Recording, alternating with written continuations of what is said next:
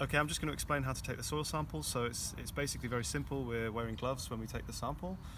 We have our apple corer stroke soil core here, teaspoon, and then the glove for, the bag to put the sample in. So what we're going to do is just select an area within your plot, avoiding individual plants, so sampling between plants, for example, here would be a good place. And then we just use the apple corer and we very gently twist the core in.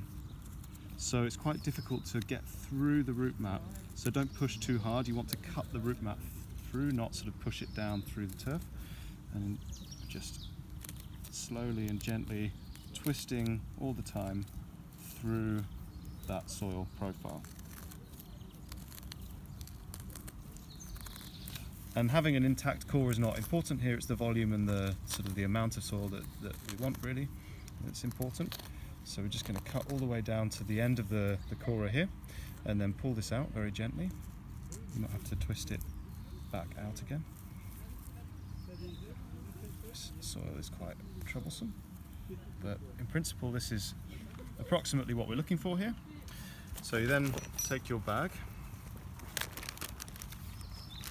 put the entire corer into the bag, and it should hopefully mostly fall away. You might end up with a bit here.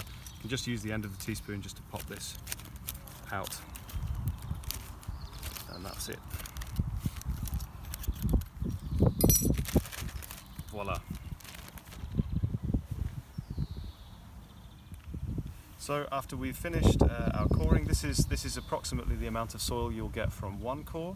So we're hoping that we'll have approximately 3 cores of soil per plot. Once you have this looks pretty good. We don't want you to do much processing or handling of the soil, but the most important thing is if you've got any really big roots or green vegetation or stones, just pull that out before moving on.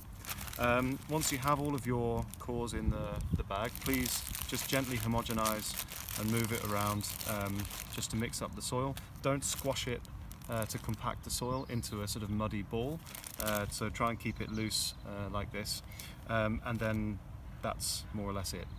The final thing to say is that if between plots you'll of course get quite muddy equipment, please change or wash the corer and the spoon before moving on to the next plot.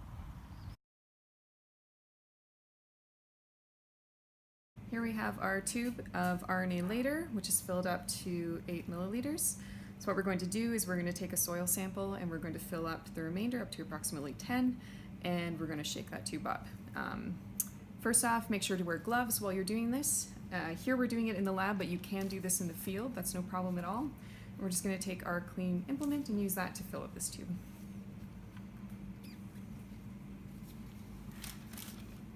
So we want to make sure that we take root-free soil as much as possible, and we're just going to fill that up. Here we have the sample filled up to the threads, and we're just going to close the cap, and then we're going to shake that sample up.